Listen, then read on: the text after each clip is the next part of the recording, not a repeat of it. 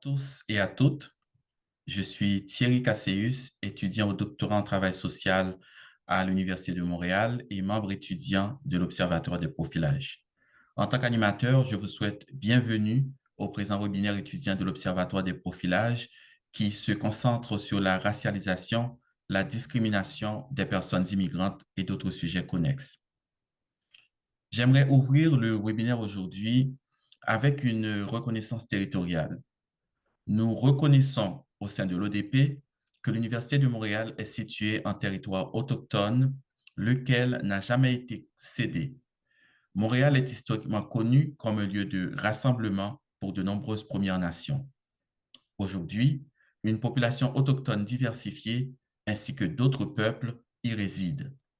Dès lors, nous, membres de l'Observatoire des profilages, nous engageons à défendre les principes de solidarité et de respect aux côtés des premiers peuples dans la communauté et dans nos activités. Au niveau technique, je voudrais vous informer que seules les présentatrices et présentateurs sont enregistrés à des fins de formation seulement. La période de questions et d'échanges ne sera donc pas enregistrée. Donc, vous pouvez fermer vos caméras et vos micros pour ce qui est de la portion présentation afin qu'on enregistre seulement les présentateurs et présentatrices. Vous pouvez au fur et à mesure poser vos questions dans le chat ou les garder en tête et lever la main durant la période de questions pour les poser de vive voix. Vous pourrez à ce moment-là activer vos caméras. Avant de débuter les présentations, laissons la parole à la directrice de l'Observatoire des profilages, Céline Bello, pour nous présenter l'Observatoire. Merci Thierry, bonjour à tout le monde et bienvenue à ce webinaire étudiant, ce premier de l'année. L'Observatoire, en quelques mots, c'est donc une structure de recherche partenariale qui rassemble une trentaine de chercheurs, une vingtaine d'organismes en défense des droits et une cinquantaine d'étudiants dans toutes sortes de programmes, toutes sortes d'universités, donc en droit, en sociologie, en Sciences Po, en travail social, en criminologie, et dans toutes sortes d'universités québécoises, en des programmes de deuxième, de troisième cycle et voire de premier cycle aussi. Les objectifs de l'observatoire portent sur trois axes principalement. Donc, l'étude des pratiques de profilage dans différentes institutions, que ce soit la police, les tribunaux, la prison, la protection de la jeunesse, la santé, les services sociaux et l'aide sociale. C'est aussi de documenter les expériences de profilage, qu'elles soient à la fois individuelles ou collectives, et finalement les moyens de lutter contre ces profilages. Donc, tous les gens qui œuvrent dans la structure de l'Observatoire ont, soit de manière large ou de manière spécifique, du travail de recherche, d'accompagnement, de défense des droits sur l'un ou l'autre des profilages et sur les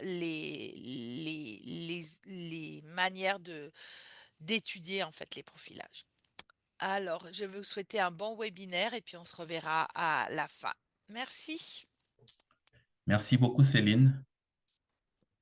Donc, comme convenu, nous avons avec nous trois étudiants et étudiantes membres de l'Observatoire qui vont nous présenter leurs travaux sur la racialisation, la discrimination des populations immigrantes et d'autres sujets connexes. Notre premier présentateur se nomme Patrick Goma Manyongi. Étudiant au doctorat en sciences politiques à l'Université Laval, passionné de hip-hop, d'histoire et de politique publique, Patrick s'intéresse à la construction sociale des populations cibles des politiques à caractère répressif. Son focus de recherche porte sur les politiques publiques de lutte contre les gangs de rue et leurs liens avec le milieu hip-hop au Québec. Sa présentation d'aujourd'hui s'intitule Analyse de la construction sociale du phénomène des gangs de rue à Québec, pouvoir et contre-pouvoir. Patrick, la parole est à toi. Merci Thierry. Alors, je vais commencer par faire une présentation d'écran. Prière de me signaler si tout le monde voit mon écran. C'est parfait. Tout le monde voit mon écran et tout le monde m'entend? Oui, tout va bien. Oui, c'est bon. Parfait. Parfait. Merci beaucoup. Donc, bonjour tout le monde. Comme a dit Thierry tout à l'heure, voici le titre de ma présentation de ce matin. Alors, on va passer directement dans le vif du sujet. La présentation que je vais faire devant vous ce matin est issue en partie de mon projet de thèse de doctorat qui s'intitule La construction sociale du phénomène des gangs de rue, étude de cas de la ville de Québec de 2002 à aujourd'hui, qui a pour question de recherche de savoir comment est-ce que depuis 2002 jusqu'à aujourd'hui, le discours médiatique, policier, politique et communautaire a construit les gangs de rue comme un phénomène social. Et mon objectif dans cette recherche, c'est d'examiner les cadres discursifs qui ont été utilisés et qui sont utilisés encore jusqu'à aujourd'hui pour représenter les gangs de rue.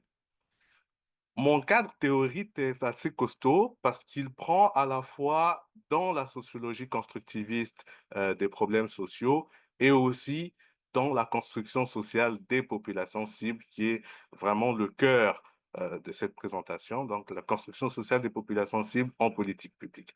On voit par exemple que dans la sociologie constructiviste des problèmes sociaux, c'est tout un travail de plusieurs acteurs qui vont construire ou définir des problèmes et des populations cibles de politique publique, avec en général plusieurs acteurs qui sont identifiés, que vous voyez en dessous, marqués en gras. Et quelque chose qui est très important dans la sociologie constructiviste des problèmes sociaux, c'est le langage, donc la façon dont on parle des populations cibles. Ensuite, quand on voit, je vais accoler à la sociologie constructiviste les aspects de la distinction de Bourdieu qui vont montrer que, en fonction d'un certain capital qu'on va avoir, on aura tendance à écouter du Beethoven ou ce qu'on va appeler de la musique populaire comme le hip-hop. Étant donné que on va parler de hip-hop dans ma thèse, c'était très important aussi que je fasse appel à Stuart Hall, et particulièrement sur la question de la déconstruction de la culture ou de la musique populaire, où Stuart Hall montre justement que ouais, dans la culture populaire ou la musique populaire, c'est un espace où il va y avoir des rapports de pouvoir et des rapports de résistance qui vont être discutés. Pardon? Il y a quelqu'un qui a parlé, j'ai entendu ça dans mes oreilles, pardon. Alors, maintenant, on vient dans le cœur, comme je disais, de mon cas théorique, qui est la construction sociale des populations cibles en politique publique, puisque, comme on l'a dit depuis tout à l'heure, je m'intéresse particulièrement aux politiques publiques à caractère répressif. On dit que la construction sociale, là, c'est le langage qu'on utilise pour parler d'une population cible quand qu'on va choisir en fonction de l'image positive ou négative qu'elle renvoie. Si vous avez écouté les nouvelles tout récemment, vous avez certainement entendu parler de la question de la réduction des immigrants. Et encore, si vous avez écouté les nouvelles tout récemment, vous avez entendu parler de l'affaire Boisy, ce qui va un peu comme bien conforté dans la définition de ce que c'est que la construction sociale des populations cibles et les images positives ou négatives qu'on renvoie. Et d'ailleurs, tout à l'heure, vous allez entendre mes deux collègues qui vont vous parler chacun de certaines populations cibles, les immigrants dans le cas de Winston et les musulmans en France dans le cas de Hanan. Et donc, la manière dont on va parler d'une population cible va affecter les types de politiques publiques qu'ils vont recevoir. Est-ce que ça va être des politiques publiques avantageuses ou est-ce que ça va être des politiques publiques avec des fardeaux ou de la répression à l'appui? Et donc, dans la construction sociale des populations cibles, on va déterminer 4 types de publics: les avantagés, les prétendants, les dépendants et les déviants. Particulièrement dans mon sujet, je vais voir comment est-ce que on va décrire une population comme étant déviante. Malheureusement, la construction sociale des populations cibles manquait de quelque chose et c'est pour ça que je la combine avec tout ce dont on a parlé jusque-là, parce que Pour Schneider et Ingram, même si les travaux ont évolué, on me montrait tout simplement que les déviants n'ont pas de pouvoir politique et n'ont pas forcément toutes les voies qu'il faut pour se défendre. Par contre, lorsqu'on analyse avec la sociologie constructiviste, on voyait que les personnes décrites comme la cause du problème avaient la possibilité de se défendre. Et c'est très intéressant avec le hip-hop parce que le hip-hop va se défendre de front. Et c'est ce que nous allons voir.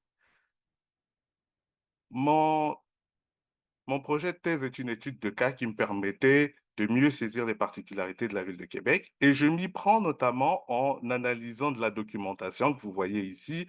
Ça va être des journaux de débat à l'Assemblée nationale, des textes de rap et actuellement, je suis en terrain de recherche et il y a 2 jours, je viens de terminer une de mes entrevues semi-dirigées. Alors maintenant, on va aller dans le vif du sujet. C'est quelques données préliminaires de mon terrain de recherche que je vais présenter devant vous. Mais avant ça, il faut que je fasse un petit rappel que dans les années 80 jusqu'au début des années 2000, on décrivait une personne membre de gang comme une personne violente, imprévisible, qui appartenait très souvent aux minorités ethniques et culturelles, plus récemment immigrées au Québec. Alors, ici, on va parler de pouvoir et de contre-pouvoir, c'est-à-dire ce pouvoir qui va être négocié, ces différentes constructions sociales qui vont être tentées d'être imposées et ces constructions sociales qui vont être déconstruites. Et donc ici, je vais vous mettre quelques extraits de certaines de mes lectures ou de certains extraits d'entrevues que j'ai.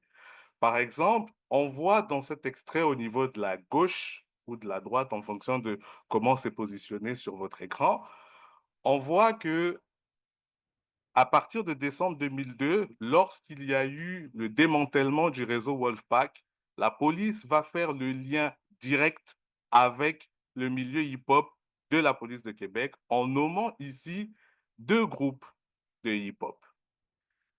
Les rappeurs vont répondre dans une chanson intitulée Opération Scorpion on voit des petites comparaisons comme Judas et Jésus ou comme Nation de l'Islam et Malcolm pour montrer à quel point ils se sentent trahis d'être ainsi vendus à la vindicte populaire par la police et les médias.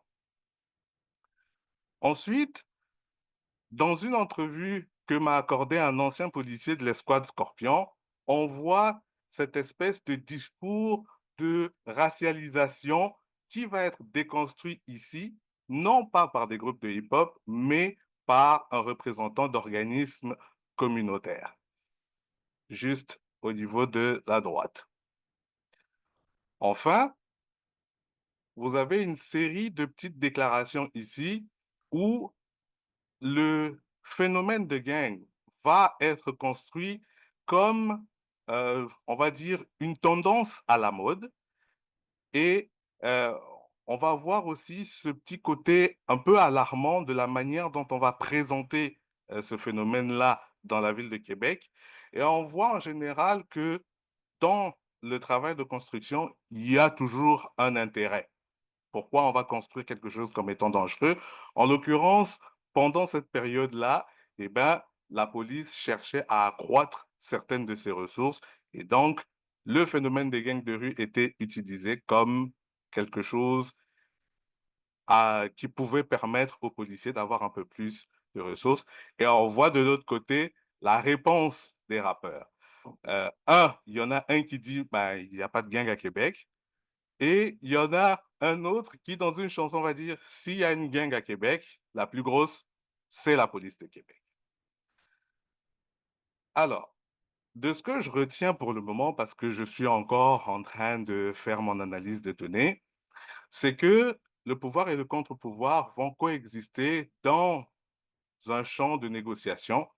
On va voir que les discours dominants comme ceux de la police ou des médias vont tenter de naturaliser les constructions sociales et il y aura des pratiques culturelles comme le hip-hop qui vont tenter plus ou moins bien de perturber ces constructions et on voit justement que dans le hip-hop constitue un espace où les significations imposées sont déconstruites et reformées.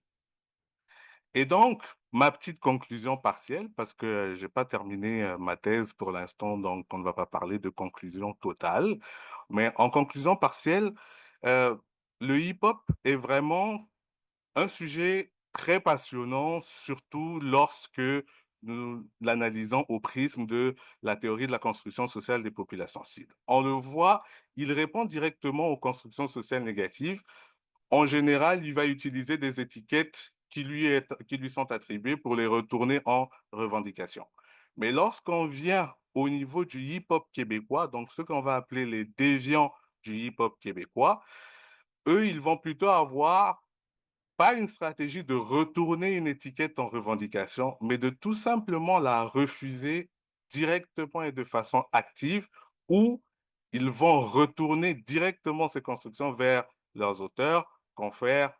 La dernière parole de rap que je vous ai montrée, la plus grosse gang de rue, c'est la police de Québec. Voilà donc ce que j'avais à dire pour l'analyse du phénomène des gangs de rue, pouvoir et contre-pouvoir. Je vous remercie de votre attention.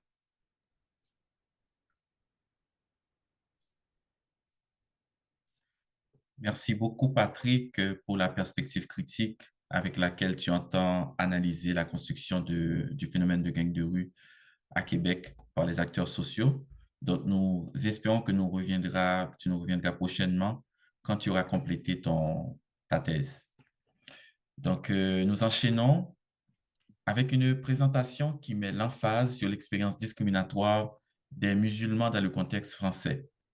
La présentatrice, Anan Bousseta, est candidate au doctorat en travail social à la Faculté des arts et des sciences de l'Université de Montréal, sous la direction, bien sûr, de Céline Bello, directrice de l'Observatoire des profilages. Madame Bousseta exerce en tant que formatrice dans des écoles en travail social en France. Sa présentation a pour titre L'expérience des musulmans ordinaires vivant en France dans un contexte sécuritaire et discriminant. Donc, Anan, on t'écoute avec attention. Merci Thierry pour cette présentation. Alors, l'expérience des musulmans ordinaires en France dans un contexte discriminant et sécuritaire. Donc, il s'agit là de la présentation de mon projet de thèse. Donc, je n'ai pas encore commencé le terrain. Je suis en train de renseigner toutes les informations nécessaires pour obtenir ma certification éthique qui est en cours. Et j'espère pouvoir commencer mon enquête au début de l'année prochaine. Quelques mots autour introductifs sur l'explication et le choix de ce sujet. Donc je suis étudiante en France et dans le cadre de ma maîtrise, j'ai travaillé autour de la thématique de la radicalisation et ce travail de recherche m'a amené à publier un ouvrage qui s'intitule «Les éducateurs face à la radicalisation». Donc j'étais moi-même pendant plusieurs années éducatrice de rue et j'ai souhaité, dans un dispositif qui s'appelle la prévention spécialisée et j'ai souhaité, vérifier si, le phénomène de radicalisation était un phénomène qui se manifestait dans la rue et j'ai étudié comment les éducateurs de rue s'emparent du phénomène de radicalisation. En intégrant le doctorat en travail social, je souhaitais, initialement poursuivre le travail engagé, mais au fur et à mesure, mon intérêt pour ce sujet s'est estompé jusqu'à me demander si cette thématique de radicalisation continuait à m'animer. Et c'est à travers des cours que la flamme s'est ravivée pour le sujet. Et actuellement, donc, j'ai décidé de déplacer la focale. Et désormais, ce ne sont plus les personnes radicalisées ou soupçonnées de l'être qui m'intéressent, mais ce sont les musulmans ordinaires et leur potentiel fardeau qu'ils ont apporté dans leur quotidien. Donc, je vais vous présenter ma question de recherche qui est la suivante. Quels sont les effets du contexte sécuritaire et discriminatoire sur le quotidien des musulmans ordinaires en France? Pour répondre à cette question, je me suis fixé deux objectifs. Le premier étant de décrire le contexte politique de lutte contre la radicalisation, notamment en documentant le périmètre, l'évolution et les effets des mesures gouvernementales de lutte contre la radicalisation et le terrorisme, analyser aussi les processus d'amalgame entre radicalisation et musulmans, documenter le processus de stigmatisation et de discrimination des musulmans ordinaires, réels ou supposés, dans les espaces publics et privés. Mon deuxième objectif est de documenter cette fois l'expérience des musulmans ordinaires. Donc je souhaite aller les interroger et documenter les situations de discrimination qui sont subies de façon directe ou indirecte à travers des récits d'expériences individuelles ou collectives. Je souhaite documenter le sentiment d'injustice éprouvé ou non, les formes de résistance qui sont mises en avant, les formes d'adaptation aux discriminations vécues ou non. Et je souhaiterais, pour finir, cette thèse, en tout cas j'envisage, de produire des analyses intersectionnelles et intersectorielles des discriminations subies, notamment au niveau de la vie familiale, la vie professionnelle, les entraves éventuelles aux pratiques religieuses, les expériences dans les espaces privés et publics, etc. Donc mon objectif et ce qui m'intéresse, c'est de diriger les projecteurs sur les personnes oubliées de la recherche scientifique française, notamment les musulmans ordinaires, en portant leur voix, en documentant leur point de vue et leur expérience, en catégorisant les effets de ce contexte discriminant, sécuritaire et liberticide sur les différents aspects de leur quotidien à partir d'une approche biographique. Les musulmans ordinaires en France. La communauté musulmane française représente une part importante de la population, apportant une richesse culturelle et religieuse à la société. Il y a une diversité interne, donc les musulmans en France sont issus de diverses origines, cultures et traditions, ce qui témoigne de la richesse de leur communauté. Il existe donc un défi au niveau notamment de l'intégration des musulmans, lié notamment à la discrimination et aux perceptions négatives. Pour vous faire cette présentation, je vous propose, de vous faire part, en fait, de l'état des connaissances et du coup de la définition du contexte que j'ai séparé en quelques parties. Donc d'abord, les facteurs historiques et sociaux. On a pour prendre en considération cette situation, l'histoire coloniale, donc le passé colonial de la France qui a influencé les relations entre la France et les pays musulmans en créant des préjugés, des stéréotypes. L'immigration et l'intégration, les flux migratoires importants provenant de pays musulmans ont contribué à la diversité culturelle de la France, mais aussi à des tensions. Le terrorisme et l'islamophobie, les événements terroristes et la montée de l'islamophobie ont contribué à la stigmatisation des musulmans. Donc, je vous propose de faire un focus sur la question du terrorisme et donc du contexte terroriste avec les attentats, avec comme point de départ le 11 septembre 2001 et leurs répercussions. À New York, donc les attentats terroristes du 11 septembre 2001 ont marqué un tournant dans la lutte contre le terrorisme à l'échelle mondiale. Ils ont montré l'ampleur de la menace terroriste et la nécessité de renforcer la coopération internationale. Ce sont les attentats les plus meurtriers de l'histoire et ils ont causé un choc géopolitique majeur. L'ampleur de la menace terroriste ainsi révélée, qui frappe au cœur de la plus grande puissance mondiale, incite chaque État, chaque gouvernement à s'interroger sur sa propre capacité à prévenir, à empêcher et à gérer ce type de menace. Le choc suscité par ces événements a provoqué une mobilisation tous azimuts des États-Unis et de leurs alliés, avec des ripostes militaires, des mesures policières, des coopérations judiciaires, des actions en matière financière, des nouvelles attributions et des nouveaux moyens que le pouvoir exécutif et parlementaire accordent aux services de renseignement intérieur et extérieur au nom de la protection du sanctuaire national. Depuis les attentats du 11 septembre, le vocable radicalisation va prendre une place considérable aussi bien dans les recherches académiques que dans les conversations publiques et dans les décisions politiques, sans qu'on en sache vraiment comment s'est construit ce concept. La lutte contre la radicalisation devient une priorité nationale et un véritable arsenal financier, politique et juridique va se déployer. La radicalisation va être mobilisée et amalgamée dans les conversations publiques avec des notions telles que le terrorisme, le djihadisme, l'islamisme, l'extrémisme, etc. Et de nouvelles mesures politiques et judiciaires sont adoptées dans l'urgence, avec parfois une gouvernance par décret, donnant tout pouvoir à l'exécutif dans une logique de guerre. Nous avons là un second marqueur avec Madrid, Londres et Toulouse. Pourquoi? Donc en Europe, en 2004, les attentats de Madrid, en 2005, les attentats de Londres et en 2012, les attentats de Toulouse en France ont conduit à un changement sociologique dans la recherche. On parle de terrorisme domestique et la menace devient endogène. Le débat public sur l'islam et l'immigration et l'intégration des communautés musulmanes est lancé. La différence avec 2001, c'est qu'à New York, les auteurs des attentats étaient des étrangers au pays. À Madrid, Londres et en France, à Toulouse, les auteurs des attentats, ce sont des citoyens qui ont grandi dans le pays dans lequel ils posent des bombes.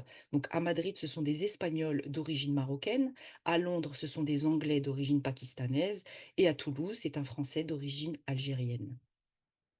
Donc, il va se dessiner progressivement et rapidement une logique de soupçon qui va s'installer et des instruments préventifs, prédictifs et répressifs de l'État vont se développer et vont ériger le problème musulman en désignant l'islam comme nouvelle menace extérieure et intérieure. Une rhétorique nationaliste, identitaire et sécuritaire se met en place dans un contexte politique d'extrême droitisation, participant à la création du profil de l'ennemi intérieur. L'évolution de la menace terroriste en France. Depuis 2012, nous assistons à une longue série d'attentats. 2012, ce sont les attentats de Toulouse que j'ai présentés juste avant. La menace terroriste en France évolue. Elle devient une menace islamiste, notamment avec des attentats qui sont revendiqués par Al-Qaïda. En 2015, nous avons les attentats de janvier, ceux qu'on appelle les attentats de Charlie Hebdo, et ceux du 13 novembre 2015, les attentats de Paris, avec notamment la fusillade au Bataclan, qui marquent un tournant avec une augmentation significative de la violence terroriste. 2016-2023, la menace terroriste reste élevée avec une quarantaine d'attentats non déjoués sur le territoire, ce qui place la France comme étant le pays occidental le plus touché en nombre d'attentats perpétrés sur son sol. En parallèle, il y a également la question liée à la laïcité. L'histoire de la laïcité en France, donc de façon très synthétique, ça commence par 1789 avec la Révolution et la Déclaration des droits de l'homme et du citoyen qui établit la liberté religieuse et la séparation de l'Église et de l'État. En 1905, la loi de séparation des Églises et de l'État sépare officiellement les institutions religieuses de l'État, celle qu'on appelle plus communément la loi sur la laïcité, qui reconnaît que chaque Français a le droit de croire ou de ne pas croire, de pratiquer ou de ne pas pratiquer, dans l'espace public comme dans l'espace privé, à partir du moment où il ne perturbe pas l'ordre public. Et puis, euh, lorsqu'on prend en considération ces différents axes dans ce contexte, apparaît en 2004 la loi interdisant le port des signes religieux ostentatoires dans les écoles. Elle est adoptée après un long débat, énormément de tensions suite à une affaire qu'on appelle l'affaire du foulard, qui a eu lieu en 1989, où des jeunes filles se sont présentées au collège avec un voile et l'Assemblée nationale, s'est réunie pour débattre, pour savoir si oui ou non, l'État français devait interdire les signes religieux. Donc cette discussion et ce débat houleux a abouti à une loi qui interdit ces signes. En 2010, une nouvelle loi interdit la dissimulation du visage dans l'espace public et plus récemment, l'an passé, en 2023, un décret interdit le port de l'abaya et du kamis à l'école. Abaya et kamis sont des mots arabes qui signifient robe pour une femme et robe pour un homme. Face à ce contexte, quelles sont les réactions politiques, la dotation d'instruments préventifs, prédictifs et répressifs? Dès le mois de novembre 2001, un arsenal de législation antiterroriste se développe avec la promulgation de plusieurs dizaines de nouvelles lois promulguées entre 2001 et 2021, avec une sensible accélération au lendemain des attentats du 13 novembre 2015, avec notamment la mise en place de régimes d'exception au travers de l'état d'urgence. Nous assistons à un processus de normalisation de l'urgence dans tous les États confrontés à une menace terroriste qui résulte de l'accoutumance à l'urgence et à l'exigence d'urgence.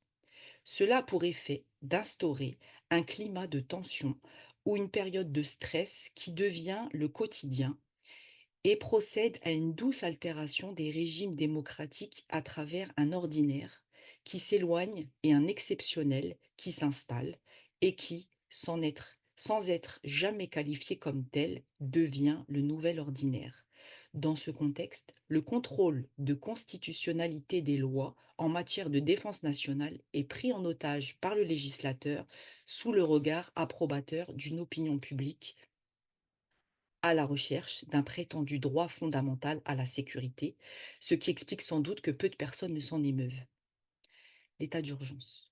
L'état d'urgence est proclamé à plusieurs reprises depuis 2015 et permet aux autorités d'imposer des restrictions aux libertés individuelles, notamment le droit de circuler, la liberté d'expression pour lutter contre le terrorisme.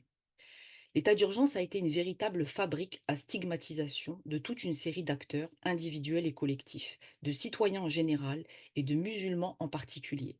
Ce régime renforce considérablement les pouvoirs de police administrative de l'État.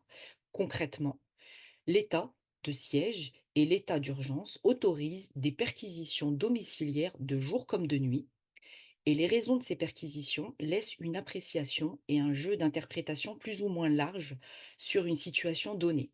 Le ministre de l'Intérieur et le préfet peuvent ordonner la fermeture provisoire de salles de spectacle, de débits de boissons et de lieux de réunion de toute nature dans des zones déterminées, ainsi que des assignations à résidence. Et malgré les alertes des juristes, le législateur passe outre les instances chargées de veiller à la constitutionnalité des lois.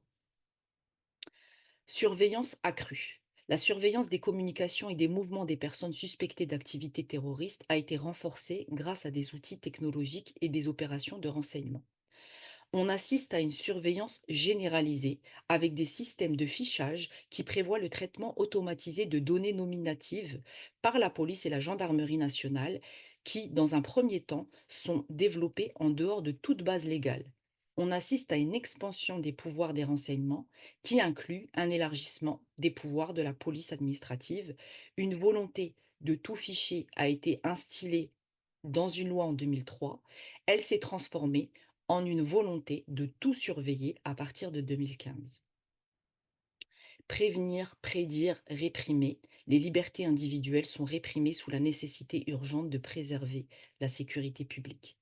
Les mesures juridiques de lutte contre le terrorisme et la radicalisation entraînent des modifications importantes des régimes de liberté publique dès 2001, avec contrôle et surveillance des lieux de culte, des autorités cléricales, des associations religieuses, politique des visas, perquisition à toute heure, assignation à résidence, mise sous écoute, dissolution des associations, fermeture des mosquées, expulsion des imams, etc.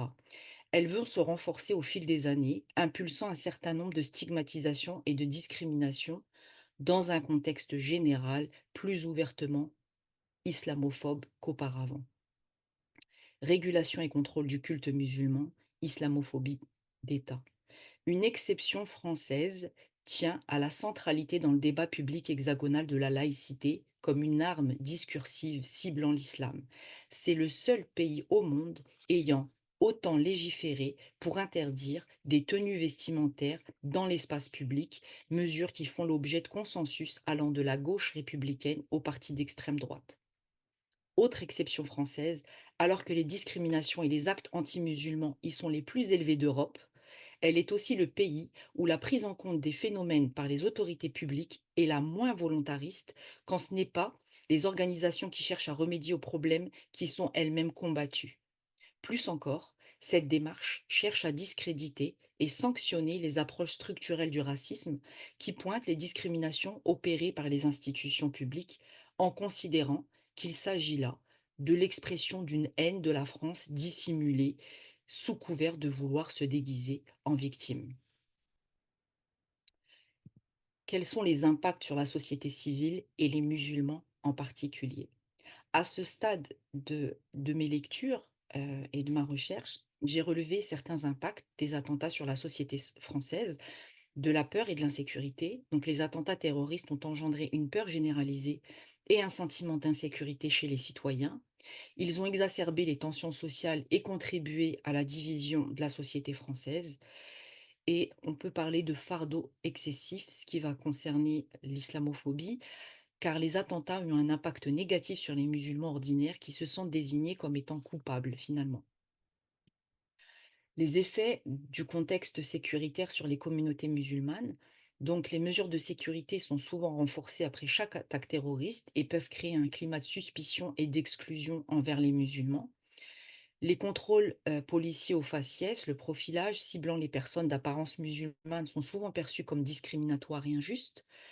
Et un sentiment d'insécurité. Donc le contexte sécuritaire peut générer un sentiment d'insécurité et de marginalisation chez les musulmans, les amenant constamment à se sentir sous surveillance. Ces défis quotidiens qui se posent aux musulmans face aux discriminations, stéréotypes et stigmatisations, des études montrent que les musulmans sont souvent victimes de discrimination lors du processus de recrutement, même si les qualifications sont équivalentes à celles des autres candidats. Des médias et la société véhiculent des stéréotypes négatifs sur les musulmans, les associant à la violence, à l'extrémisme, à l'intolérance. Et ils peuvent être victimes de discrimination dans la vie quotidienne, notamment dans l'accès au logement, aux services publics ou aux espaces de loisirs. Les musulmans sont souvent victimes de profilage racial dans les lieux publics, les transports et les contrôles policiers. Ils peuvent être victimes de propos racistes, d'injures ou de menaces dans la rue. Et les actes de violence verbale et physique à l'encontre des musulmans sont en hausse, alimentés par la haine et la discrimination. On observe également une surreprésentation médiatique négative. Les musulmans sont souvent surreprésentés comme des terroristes ou des extrémistes. La désinformation des réseaux sociaux et les discours de haine se propagent facilement et l'opinion publique est souvent influencée par des informations qui sont biaisées.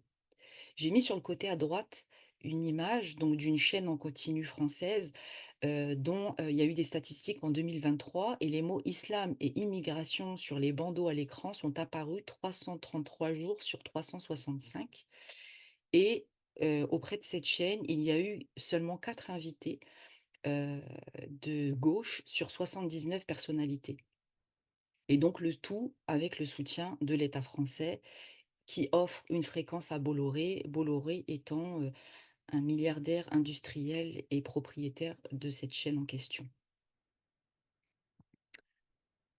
Cette situation a également des implications sur la santé mentale en provoquant donc du stress, de l'anxiété, de la dépression, de l'isolement social, des violences, du harcèlement auprès de cette communauté. Donc, il y a des vraies conséquences sur la société civile et elle produit des effets en général sur la population en général, pardon, et sur les musulmans en particulier. L'exposition et la surexposition fortement médiatisée, politisée de la nouvelle figure de la menace du musulman de l'intérieur participent au climat de peur et d'anxiété sur la société qui sera repris comme principe de gouvernance. Fardeau excessif, un groupe de chercheurs a publié récemment les résultats d'une enquête sur la diaspora française musulmane, avec notamment une fuite des cerveaux musulmans, brain drain, vers l'étranger, en référence au climat social français empreint de discrimination, d'islamophobie, qui ont des impacts sur leurs droits fondamentaux, leur dignité, leur liberté et leur santé mentale. Les musulmans sont amenés à subir et à être confrontés à des pressions pour se conformer à une image stéréotypée de l'islam, souvent négative et restrictive, et souffrent également d'un manque de reconnaissance. Leur contribution à la société peut être sous-estimée ou ignorée, ce qui renforce le sentiment d'être marginalisé. Donc pour le cadre méthodologique que je souhaite utiliser dans le cadre de ma recherche, donc comme je vous le disais en introduction, j'espère commencer mon terrain à partir du mois de janvier et donc je compte emprunter, m'appuyer sur des cadres théoriques autour de l'interactionnisme symbolique qui va me permettre de saisir les liens, et les tensions qui existent entre les dimensions micro, méso et macro et emprunter également les théories de la reconnaissance. En termes d'approche, donc j'envisage une approche biographique pour accéder au narratif des personnes. J'envisage donc une recherche qualitative et l'utilisation d'une démarche ethnographique pour saisir les choses en immersion, observer la configuration des rapports sociaux derrière le jeu complexe des interactions. Les outils que je compte mobiliser sont l'observation participante, la tenue d'un journal de bord, des entrevues individuelles et des entrevues collectives. Et sur mon échantillonnage, donc j'envisage d'interroger des personnes qui se reconnaissent en tant que musulmans, qui sont majeurs et qui vivent en France, et indépendamment donc du genre, de l'âge, des conditions sociales, du milieu de vie, de pratiquer des rites religieux ou pas, de porter des signes visibles religieux ou pas, d'être converti à la religion, d'être racisé ou non. Pour conclure sur ma présentation, je dirais que progressivement, la composante musulmane constitue désormais un corps d'exception dans la population nationale. Au nom de la lutte antiterroriste, on assiste à une justice d'exception qui entoure la loi contre le séparatisme qui a été votée en 2021 et qui constitue un dispositif de mise sous surveillance territorialisée, les quartiers étant visés en priorité, dont la mise en œuvre est laissée à la discrétion des acteurs politico-administratifs et sécuritaires. Le principe de laïcité est muté et érigé en valeur républicaine avec le lancement de mesures juridiques qui visent à éliminer les signes religieux à l'école, dans l'espace public. La liberté de culte n'est plus garantie. Elle est désormais encadrée par la création d'un islam de France. Tandis qu'une loi en 2004 interdisait les ports de signes religieux à l'école, progressivement, les lois se succèdent pour éliminer le voile dans la rue, les prières dans la rue, les emblèmes religieux dans l'espace public, exception faite aux crèches de Noël et aux chandeliers juifs, jusqu'à criminaliser les signes dans les espaces privés, avec des fermetures des lieux de culte musulmans, de la limitation de l'entrepreneuriat des musulmans qu'on qualifie de communautaires, etc. Je vous remercie pour votre attention. Merci beaucoup, Hanan, pour ta présentation portant sur la situation discriminatoire et stigmatisante d'une catégorie de la population française, soit la communauté musulmane. Comme pour Patrick avant toi, j'ose espérer, au nom de l'Observatoire, te revoir dans les prochains mois pour que tu puisses nous présenter les résultats de ta thèse. Très bientôt. Donc, notre dernier présentateur se nomme Winston McLamar. Monsieur Lamar vient de boucler ses études de maîtrise en travail social à l'Université d'Ottawa. Sa présentation d'aujourd'hui s'intitulant Profilage multidimensionnel des personnes immigrantes au Canada, cas du fardeau excessif, présente les résultats du mémoire. Donc, Winston Mac, la parole est à toi. Merci Thierry. Et je partage mon écran là. OK. D'accord. Oui. Et je tiens à préciser, je passe directement dans le contenu du travail et portant sur le profilage multidimensionnel des personnes immigrantes au Canada. Et d'abord, je dois dire que je me focaliserai davantage sur le fardeau excessif.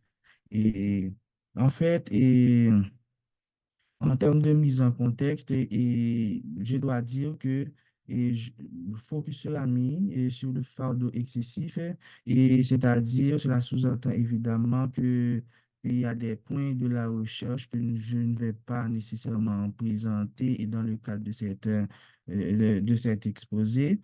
Donc, et en termes d'objectif principal, et je dois dire que et je cherchais à interroger les formes de profilage discriminatoire à l'encontre des personnes immigrantes en considérant l'intersection du triple désavantage dont ils font face, c'est-à-dire la race, le statut migratoire et le handicap. Maintenant, et pour procéder à cet objet d'étude, j'ai considéré un cadre théorique relativement robuste inspiré de trois tendances. Premièrement, il y a il y a la biopolitique de Michel Foucault et de Philippe Sabot, qu'on va voir, que je vais décortiquer plus tard. Il y a la décolonialité avec Montaigne et Zénia et Idir. Et ensuite, et je me suis inspiré aussi des courants et critiques en matière du handicap. Et tous ces courants, je les ai mis en relation avec l'immigration canadienne. Et en termes de méthodologie, je dois préciser d'emblée qu'il s'agit d'un mémoire sans certification émanant d'un comité éthique en recherche, parce qu'on n'a pas eu à faire des entretiens.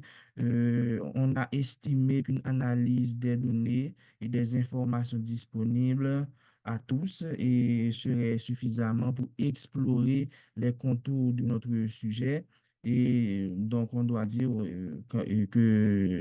évidemment, notre recherche est une étude qualitative. Maintenant, en termes, oui, après ça, je vais me contenterai de présenter les résultats avec quelques recommandations.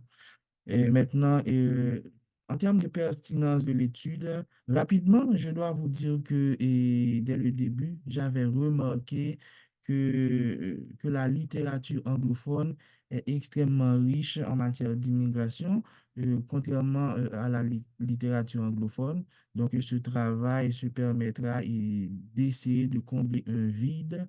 Et en parlant de vide, et peu d'auteurs se sont concentrés, ou bien ont parlé même du fardeau excessif dont je vais traiter là. Et bien que moi et mes collaborateurs ont parlé et ont mis accent aussi sur le fardeau excessif, que ce soit par rapport à la communauté musulmane ou les jeunes. Et même moi, et je me focaliserai particulièrement sur la population immigrante, que ce soit avant leur venue au Canada et même un peu pendant leur intégration. Et puis, comme dernier point de pertinence, et c'est que les politiques canadiennes en matière d'immigration désavantagent fortement les personnes présentant des incapacités. Donc, c'est ça et la situation en dépit des évolutions historiques. Mais maintenant, comme je l'ai dit, et c'est un travail qui est déjà bouclé et je vais présenter les grands concepts clés pour comprendre l'essence et la portée du travail et avant de s'attarder sur des considérations d'ordre théorique. En ce sens, et la définition du fardeau excessif et la définition actuelle de ce concept et c'est toute charge pour les services de santé ou les services sociaux dont le coût prévisible dépasse le triple de la moyenne des dépenses par habitant au Canada pour de tels services sur une période de 5 années consécutives suivant la récente visite médicale exigée en application de la loi sur l'immigration. Alors, je dois dire que, comme je l'ai dit, ici, c'est une définition actuelle, c'est-à-dire elle a un peu évolué. Et tout à l'heure, nous allons voir quelques évolutions. Mais actuellement, donc, on voit que par personne, et cela ne doit pas, on considère les 5 années consécutives, et c'est ce que une personne candidate à l'immigration pourra coûter au système. Et il y a la deuxième partie de la définition, et c'est toute charge pour les services de santé ou les services sociaux qui viendraient allonger les listes d'attente existantes et qui augmente la morbidité ou le taux de mortalité au Canada, vu l'impossibilité d'offrir ces services en temps voulu aux citoyens canadiens ou résidents permanents. Donc, ces définitions, et je tenais à le prendre de manière textuelle sur le site du gouvernement parce que c'est un concept fondamental avant d'aller plus loin en profondeur dans le travail. Maintenant, et après avoir défini et le fardeau excessif, maintenant, il y a la question des seuils. Alors, oui, elle a évolué et par exemple, en mars 2002, il était question de 8 019 $ par an. Et ensuite, il y a eu des mises à jour. Et en juin 2018, on a reconsidéré le seuil pour le faire passer à 24 057 $ par an. Et actuellement, c'est la limite, et à partir du 1er juin 2023, plus précisément, et il est question de 25 685 $ par an pour chaque candidat et qui présenterait éventuellement des particularités. Alors, et ces données sont disponibles sur le site du gouvernement canadien. Euh, Maintenant, et non seulement en termes d'implication et de ces seuils, chaque candidat devra et présenter, devra convaincre à travers un plan d'atténuation, et c'est ça le concept exact, et que tu es capable et d'être autonome et d'être productif économiquement. Ce sont les deux aspects qui seront particulièrement considérés dans le cas des analyses. Mais maintenant, le deuxième concept fort de mon travail, c'est le profilage par rapport au fait qu'il est multidimensionnel. Donc, le profilage qui contribue à un traitement différentiel préjudiciable à l'endroit de personnes ou de groupes de personnes ou des conséquences disproportionnées. Là, et c'est par rapport à et Céline Bello qui nous parle ainsi du profilage. Mais maintenant, et très souvent, il y a 14 motifs qui sont interdits de discrimination qui reviennent souvent et par rapport au profilage.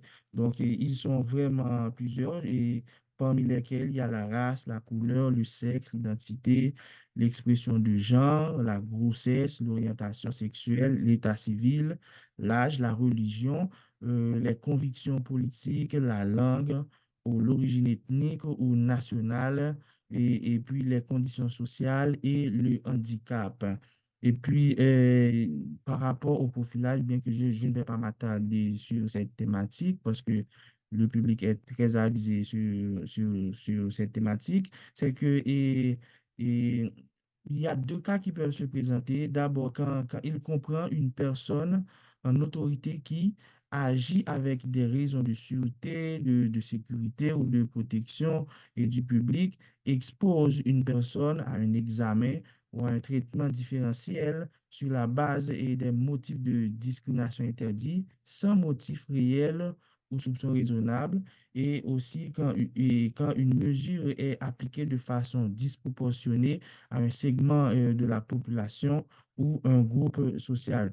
Maintenant, et le caractère multidimensionnel et que revêt le profilage se retrouve aussi en immigration et en termes d'implications qui sont évidemment au pluriel et qui peuvent entraîner la violation de droits fondamentaux, une diminution de la confiance envers certaines institutions, et cela peut contribuer à renforcer des stéréotypes.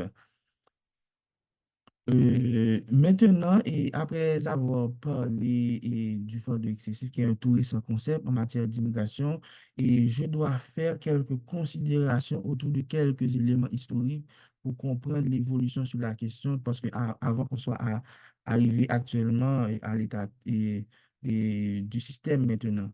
Et d'abord, il y a les premiers motifs d'immigration.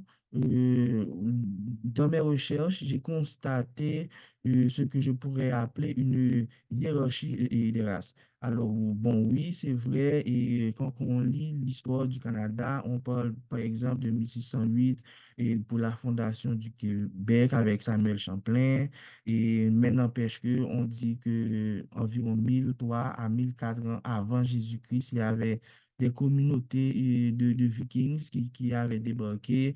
Il y avait déjà les Premières Nations autochtones. Mais n'empêche que, par exemple, à travers l'Encyclopédie du Canada, oui, il y avait quelques colons britanniques, et on va avoir une sorte de hiérarchisation où d'abord, on va privilégier les Britanniques et Américains pour ensuite prioriser les Français, les Belges, les Hollandais, les Scandinaves, les Suisses. Alors, je pourrais citer indéfiniment. Maintenant, en dernier se trouvent les Juifs, les Asiatiques et les Noirs. Alors là, je suis en train de citer explicitement l'encyclopédie canadienne et plus précisément Trooper qui avait écrit ses notes en 2024. C'est très récent. Donc, par rapport à cette hiérarchisation des races. Et puis, d'un point de vue historique, aussi, le cas des Chinois qui démontre avec brio que en matière de racialisation, et c'est vraiment important au Canada dans le sens que, par exemple, euh, il y avait une taxe d'entrée de 50 à 100 $ pour les Chinois qui est passée à 500 $. Là, je vous parle de 1903. 500 $ en 1903, et c'était beaucoup. Il faut considérer et l'inflation rampante pour estimer combien c'était discriminant. N'empêche qu'ils étaient assujettis à des conditions de travail où on parle de presque 2200 Chinois étaient morts dans la construction du chemin de fer au Canada en raison des conditions de travail. Donc, mais pour enfin arriver en 2002, où le Premier ministre Stephen Harper reconnaîtra, par exemple, ces discriminations, particulièrement par rapport à la taxe. Donc, historiquement, ça a évolué. Mais maintenant, dans une perspective historico-légale aussi, par exemple, on a la loi de la quarantaine en 1859 qui évoque les termes suivants: faible d'esprit, idiot, sourd, aliéné, aveugle ou infirme. Ce sont ces catégories que les médecins doivent chercher à éviter. Donc, je répète la loi. Il y a la loi de 1906 où le terme d'épileptique a été ajouté à cette liste d'handicaps mentaux. Et puis, et il y a Chada qui évoque dans les classes inadmissibles, on avait ajouté les handicaps, les personnes avec un handicap mental, les personnes atteintes de maladies infectieuses ou dangereuses et les pauvres ou démunis. Traduction libre. Et nous avons plus près la loi de 1910 qui précise qu'il faut exclure les déficients mentaux. Donc là, on avait nommé toutes les catégories qui devaient être évitées. Maintenant, oui, c'est vrai que j'ai déjà défini le fardeau excessif et dans son intégralité de manière textuelle. Maintenant, qu'est-ce qui va favoriser la naissance de ce contexte? C'est que c'est évidemment par rapport aux évolutions historiques sur la compréhension de l'immigration. Par exemple, autour des années 60, et le Canada a opté pour une approche plus inclusive avec le principe de l'équité en immigration. Et puis, va apparaître le concept en 2002, et sans compter un peu avant avec toutes les approches sur le multiculturalisme et dans la société. Et maintenant, et en termes de mise à jour d'informations, actuellement, et quand je faisais ma recherche là, et il y a que la tuberculose active ou la syphilis qui sont les maladies nommées sur le site et pour lesquelles qu'on peut être interdit de territoire.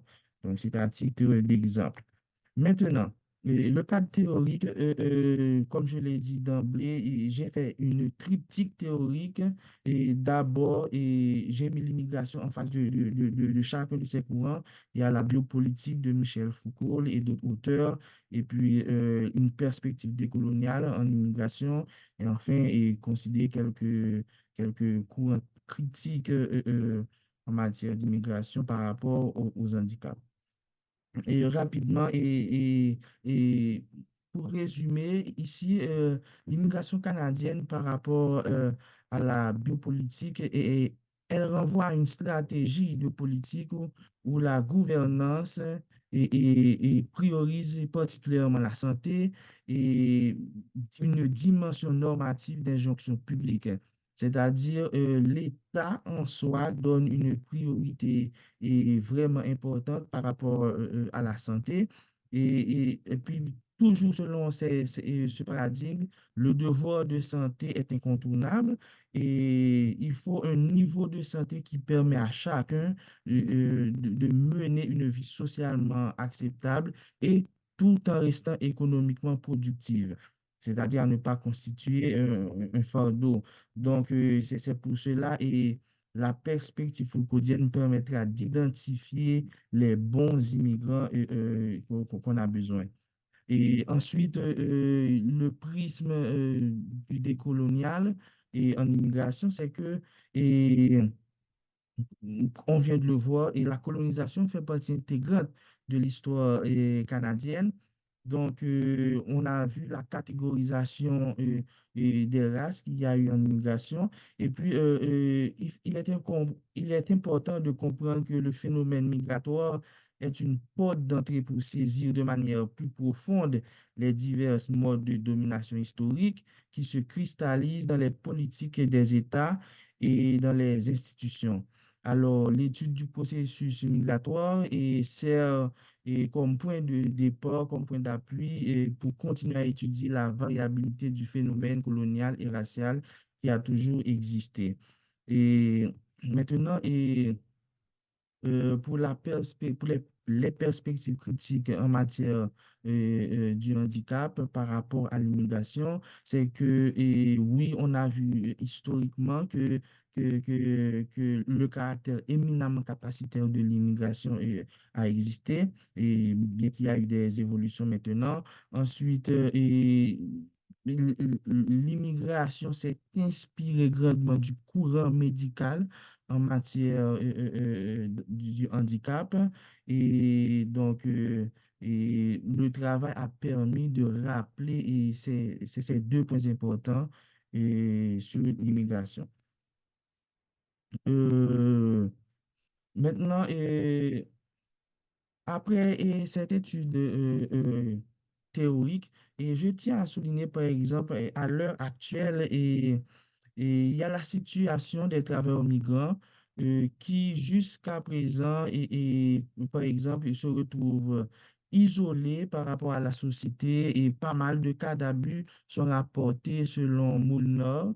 Et, et, et, et de plus, jusqu'à présent, le Canada n'a ni signé ni ratifié la Convention internationale des Nations unies sur la protection des droits des travailleurs migrants. Et ensuite, il y a la déqualification des travailleurs qualifiés que j'ai formulé ainsi. Alors, c'est pour faire simple, on constate une marginalisation des savoirs et des expériences et des travailleurs qualifiés une fois arrivés sur le territoire canadien, indépendamment de vos antécédents. Donc, il te faut l'expérience canadienne pour intégrer la société. Maintenant, pour ce qui est du racisme qu'on rencontre, et le racisme est pluriel, et ça impacte l'accès à l'emploi, et nous avons le racisme, un racisme particulier qui se fait sur les femmes immigrantes. Et il est important de souligner que le multiculturalisme ne fait pas disparaître le racisme au Canada. Donc, par exemple, on a d'Auvergne qui parle de dissonance cognitive, et Fleuras qui évoque du mythe canadien par rapport au fait que oui, il y a multiculturalisme, mais n'empêche que le racisme existe. Et puis, enfin, il y a Canon qui fait comprendre que le racisme revêt un caractère raffiné et gentil au Canada. Euh, Maintenant, des impacts du profilage médical. Alors, en dépit des changements très souvent que l'on vient de relater là, les personnes handicapées se voient généralement refusées à l'immigration. Donc oui, il y a eu des changements, mais de fait, et dès que vous faites l'objet d'un handicap, et votre accès à l'immigration est refusé, et cela impacte le dossier de l'ensemble de la famille. Et à défaut d'être exclu, et le délai devient plus long, et les principes sont beaucoup plus rigides. L'admissibilité est conditionnelle. Il faut démontrer son autonomie et sa capacité d'être productif. Et certains immigrants, et maintenant comme effet pervers, il y a certains immigrants qui cachent certaines particularités de leur santé. Par exemple, j'ai trouvé la fibromyalgie, qui est une sorte d'handicap invisible qui attaque les articulations, et ne soyez pas surpris qu'un immigrant ne le précise pas dans ses antécédents. Comme élément de conclusion, oui, et ce travail permet d'interroger les droits fondamentaux de la personne immigrante comme la non-discrimination et l'égalité des chances. Et le concept du fardeau excessif a occupé une place centrale.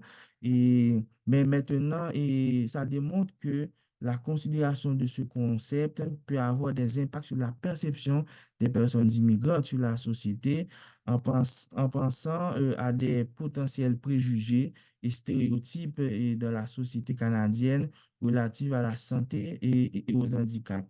Mais il est important de quand même de ne pas oublier que l'enjeu reste de trouver un juste équilibre entre la santé publique et le respect des droits des immigrants.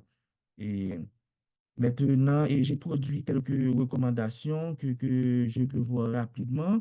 Et, il sera important d'adopter des approches fondées sur les droits de la personne, conformément aux théories critiques sur le handicap et dans le cadre du traitement des dossiers qui concernent ces particularités. Promouvoir des décisions d'immigration inclusive qui reconnaissent et respectent les droits des personnes, faire de la sensibilisation et de l'éducation des outils de déconstruction des représentations stéréotypées sur les immigrants qui sont malheureusement hérités du colonialisme, développer des approches plus équitables et décoloniales en immigration et réaliser des formations et de la sensibilisation pour les agents de l'immigration concernant le respect des droits fondamentaux de la personne humaine. Et maintenant, pour les immigrants accueillis et ayant un handicap, veiller à ce que les services d'établissement qui sont des organismes soient accessibles. Là, je parle des organismes communautaires et évidemment, et puis renforcer la sensibilisation et la formation des fonctionnaires dans le domaine de l'immigration, les consultants, les organismes communautaires et tous les autres acteurs œuvrant dans le domaine. Donc, je vous dis merci de m'avoir prêté attention. Et donc, et je suis disponible éventuellement, bien que le travail est déjà bouclé, mais quand même, les commentaires, les demandes d'informations additionnelles peuvent être bienvenus. Comme je l'ai dit, j'ai considéré quelques notions clés pour la présentation. Donc, merci de m'avoir auditionné. Merci Thierry. Merci beaucoup, Wenton Mac, pour avoir fait ressortir le caractère médico-racial des discriminations et stigmatisations variées de personnes immigrantes à partir de la triptyque théorique biopolitique, décolonialité et théorie critique du handicap. Donc, voilà qui met fin à nos conférences pour aujourd'hui.